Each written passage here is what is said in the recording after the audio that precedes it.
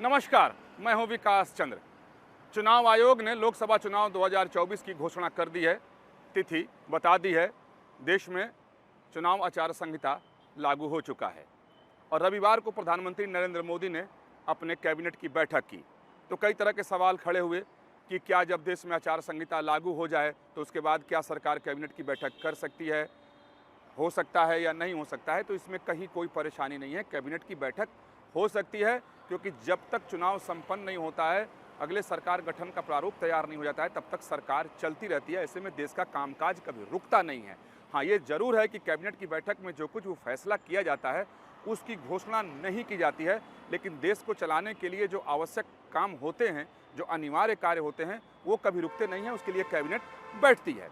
अब सवाल उठता है कि रविवार को जब प्रधानमंत्री नरेंद्र मोदी ने अपने केंद्रीय कैबिनेट की बैठक की तो उसमें क्या कुछ हुआ, क्या निर्णय लिए गए। इस पर सरकार की तरफ से न तो कोई घोषणा की गई, न प्रेस वार्ता की गई, न प्रेस रिलीज जारी किया गया। लेकिन जो सूत्रों के हवाले से खबर मिल रही है उसके तहत जानकारी जो मिली है वो ये है कि अगले 5 साल का रोड मैप क्या हो, इस पर कैबिनेट की बैठक में चर्चा हुई और तमाम सारे कार्यों को लेकर के विस्तार से प्रधानमंत्री नरेंद्र मोदी ने अपने कैबिनेट के मंत्रियों के साथ मंथन किया और चर्चा की। यहाँ देखें कि प्रधानमंत्री नरेंद्र मोदी पूरी तरीके से आत्मविश्वास में हैं कि जब 2024 का लोकसभा चुनाव जो होने जा रहा है उसमें उनकी सरकार वापस आएगी ही आएगी, यानी केंद्र में एक बार फिर से मोदी की सरकार बनेगी। लिहाजा प्रधानमंत्री नरेंद्र मोदी अब अगले यानी 2029 तक की रूपरेखा बनाने में जुट गए हैं और उसी रूपरेखा पर केंद्रीय कैबिनेट की बैठक में चर्चा चली कि अगले 5 साल तक केंद्र की सरकार क्या क्या काम करेगी, लोक कल्याणकारी वो कौन कौन से काम होंगे, इंफ्रास्ट्रक्चर डेवलप करने के लिए क्या क्या सरकार को और करने चाहिए, आम लोगों के जीवन को सुगम बनाने के लिए क्या कुछ किया जाना चाहिए, क्या नीति होनी चाहिए। तो इन सब तमाम बातों पर कैबिनेट की बैठक में चर्चा की गई।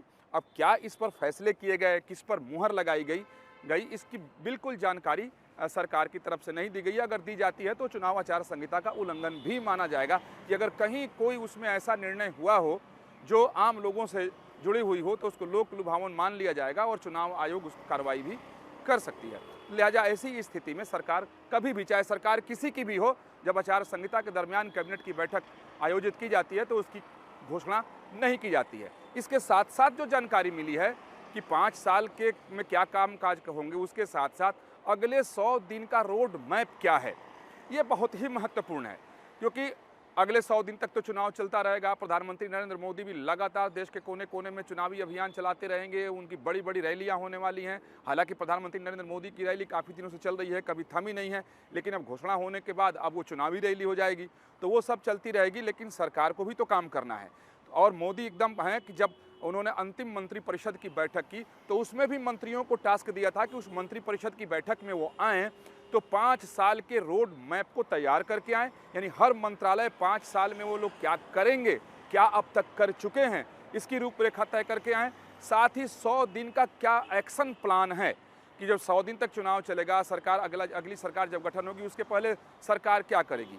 तो 100 दिन के प्लान पर भी रविवार को ही केंद्रीय कैबिनेट की बैठक में विस्तार से चर्चा की गई कि इस दरमियान सरकार किन किन मुद्दों पर काम करेगी।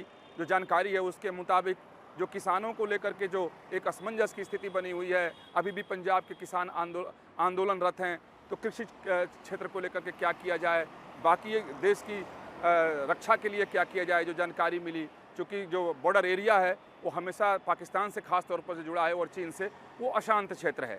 तो ऐसा ना हो कि चुनाव के दरमियान पूरी सरकार चुनाव में लगी रहे, सारी राजनीतिक पार्टियां लगी रहें और सीमा पर कुछ होता रहता है, ये स्थिति उत्पन्न ना हो। तो विशेष तौर पर इस पर भी चर्चा केंद्रीय कैबिनेट की बैठक में हुई।